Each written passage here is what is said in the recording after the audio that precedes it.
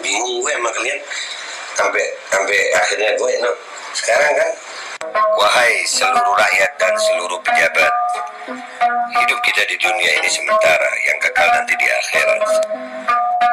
Sekarang zaman-zaman kekuasaan penjilat diberikan nikmat, kenapa kau berkhianat? Ada yang beri nasihat, tapi kenapa kalian hembas? Memang bangsa jadi aman, umurmu tak bertambah, dan berjuang umurmu tak berkurang. Lantas kenapa ada keraguan? Waktu pastikan terus berjalan, akhir hidup sudah dijadwalkan. Kematian tidak ketahuan, ajal pasti akan datang. Tipu zaman amat kejam, bertahan hingga mata terpejam. Surga neraka hanyalah khayalan bagi mereka yang mengendalikan. Apapun yang dirancang jiwa kami tidak akan goyang. Semangat perjuangan, darah perlawanan atas kezaliman.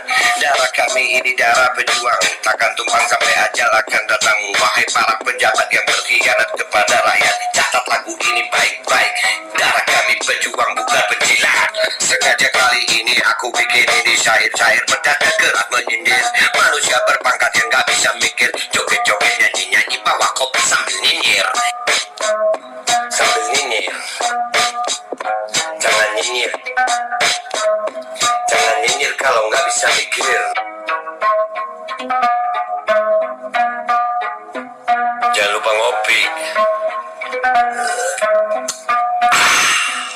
Assalamualaikum warahmatullahi wabarakatuh. Welcome back, selamat datang lagi di channel Bapak Aldo bersama Bapak Aldo. Tetap santai, tetap bakal sehat. Jangan lupa ngopi. Bismillahirrahmanirrahim.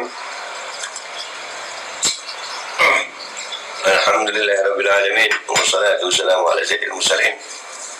Sayyidina Muhammad wa ala alihi washabihi ajma'in. Rabbi shrah li sadri wa yassir li amri wa hlul 'uqdatam min lisani yafqahu qawli bi Nabi wa ali. Salam revolusi akhlak, semangat revolusi akhlak. Semoga akhlak kita jadi lebih baik hari ini dibanding kemarin. Hanya umur perjuangan merdeka, Allahu Akbar. Oke guys, sebelum masuk ke konten, gua mengingetin tanggal 2 kita akan kembali melakukan aksi ke Kemenkes lagi ya. Ya, 2 Februari 2022 kita akan terus aksi sampai benar-benar apa yang menjadi tuntutan kita dipenuhi dari pihak Kemenkes. Kami tidak menuntut kami harus benar, enggak. Tapi kami juga tidak mau membiarkan kebenaran yang kami yakin ini seperti terbungkam, enggak. Kita akan menyuarakan terus.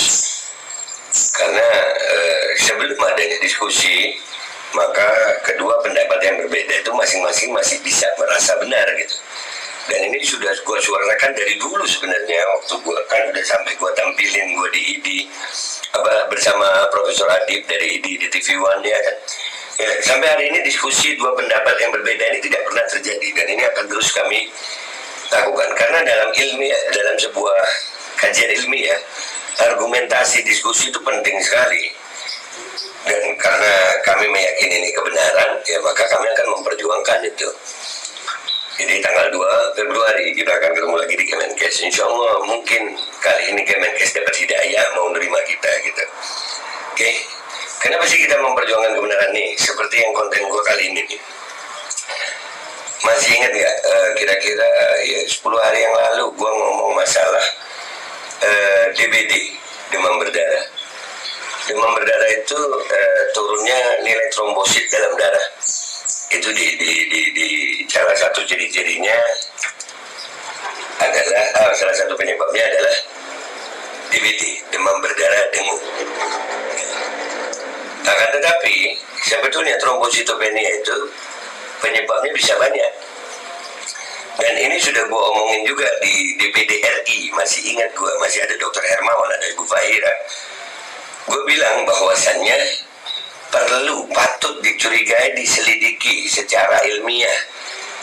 Salah satu penyebab DBD, salah satu penyebab trombositopenia itu adalah mijinisasi. Ya, gue bilang nih akan banyak nanti fenomena DBD nih. Ternyata benar guys, no. Nih yang pertama nih, potongan-potongan beritanya nih. Kasus demam berdarah dengue, DBD dan demam dengue di Kota Blitar, ya. Terus meningkat, ada 41 kasus DBD ya. No, benar nggak tuh? Gue udah bilang, gue udah ingetin. Periksa tuh, anak-anak ini sudah dimicin apa belum? Nih lagi, ini di mana? Tercatat ada 52 kasus DBD di Kota Kediri, pasien di namanya si oleh anak-anak, no, Bupati Kediri, no, yang kemarin ngomong tuh, itu bupatinya, no. Oh iya Pak Bupati, belajar nah makanya Pak Bupati, jangan cuma begitu doang, no. Ini dokter-dokter mana nih, dokter-dokter mana nih? Masa yang begini kudu lulusan SMA kayak gue yang nyelidikin? Masa lu kagak malu, lu udah kuliah 6 tahun kagak mau nyelidikin? Selidikin dong. Itu pasien-pasien itu sudah habis micin belum?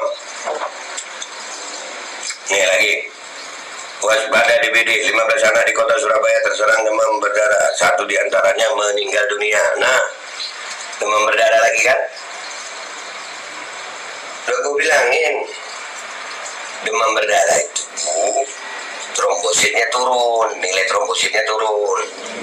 Ini sekarang gara-gara micin, bisa jadi gara-gara micin. Ya, yang disalahin DBD, nyamuk lagi. Padahal yang salah siapa? Ini nggak mau diselidiki nih. Dokter. Gemes gua sama dokter-dokter ini, apalagi yang pro micin. Pokoknya micin kagak salah ya. Micin itu tetesan embun dari surga, dari keringatnya bidadari. Ya begitu ya. Aduh, makanya tuh orang tua belajar. Masa sih kalah sama gue? Gue cuma lulusan SMA doang. Tapi nih yang apa gue omongin ternyata terjadi nih. Ini bukan sakti-saktian pakai ramalan, bukan. Tapi belajar, ada ilmunya gitu. Di saat ada satu suspek itu dipelajari, bisa nggak ya micin itu menimbulkan trombosit turun? Ternyata memang bisa. Dan ini ada jurnalnya, nanti gue sampein jurnalnya ya, linknya gue sampein nanti. No, itu ada jurnalnya itu. Dengue after COVID-19 vaccination, possible and might be missed. Ya, itu udah gue terjemahin itu. Ya, dengue, trombositopenia disebabkan micin copet 19. Redaktur yang terhormat, micinisasi copet 19 direkomendasikan sebagai pencegahan utama copet 19. Data tentang keamanan dan efek buruk dari micin copet 19 yang baru sangat penting. Dari beberapa efek samping, trombositopenia mungkin terjadi pada beberapa penerima micin, dan mekanisme imunopatologis diusulkan. 1. Penerima micin yang mengalami trombositopenia yang diinduksi micin mungkin mengalami PTG dan masalah hemoragik. Namun demikian, mungkin ada masalah medis lain yang menyebabkan trombositopenia pada penerima micin copet 19. Ini jurnal loh nih. Ini jurnalnya bahasa Inggris. Gue bacanya bahasa Indonesia, udah gue terjemahin. Gue soalnya nggak pinter juga bahasa Inggris.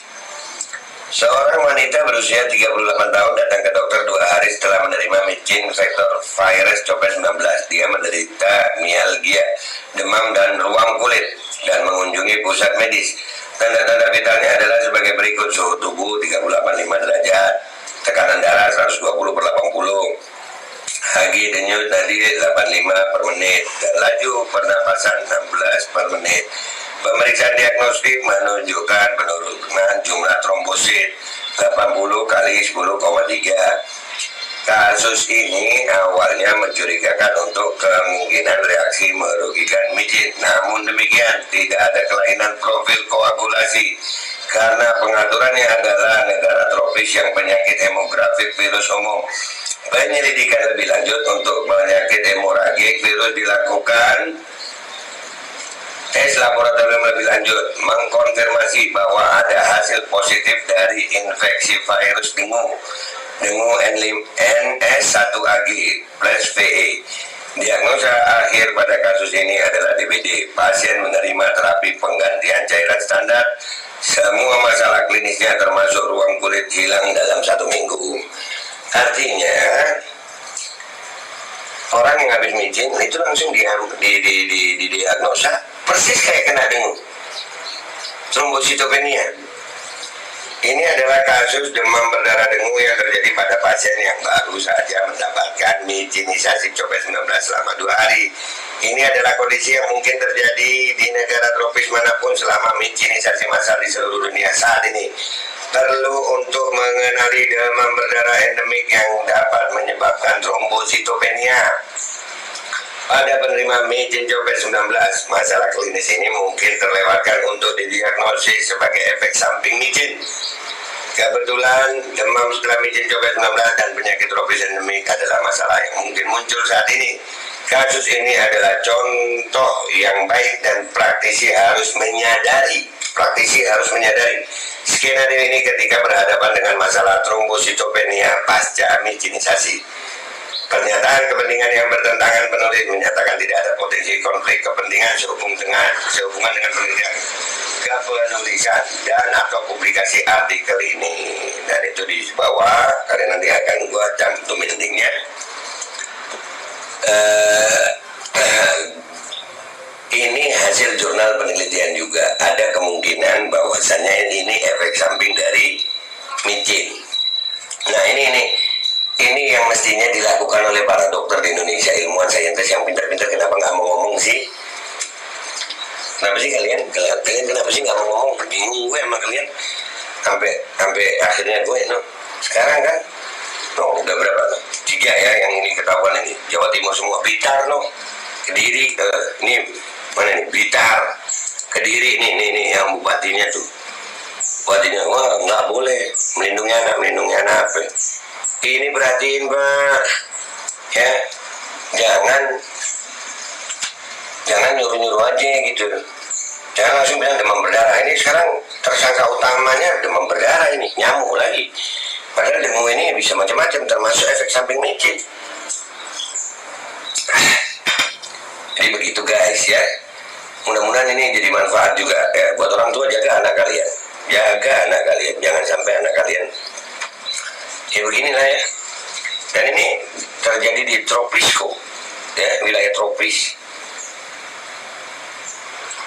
Dan ini sudah gue omongin 10 hari yang lalu. 10 hari yang lalu gue udah ngomong, dokter Babe, bukan. SMA doang, yang dokter-dokter pada diem sih lu. Dokter-dokter sudah pakai satu Babe, udah gemes. Ngomong yang begini takut. Nanti STR ku dicabut, udah yang begini. Iya, tanggung jawab sama Allah lu. Pikirin dunia mulu lu. Ya, pikirin dari dunia lu. Lu kira lu kagak mati, dokter mati juga, presiden mati juga, gua juga mati. Sama-sama mau mati gitu.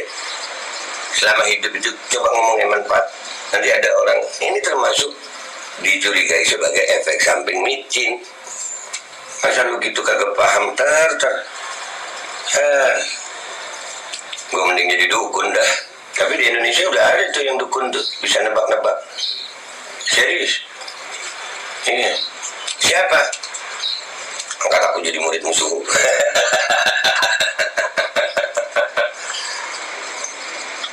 Ya udah ya, begitu aja gue ya. Kopi dulu gue. Bapak lagi di mana? Di mana-mana hatiku senang. Tanggal 2 ketemu di Jakarta ya, 2 Februari. Ayo Kemenkes. Masa yang di gedung Kemenkes kalah sama anak SMA begini? Ya udah ya, mohon maaf kalau ada salah. Wabillahi taufiq wal hidayah. Wassalamualaikum warahmatullahi wabarakatuh. Mikir apa mikir lu?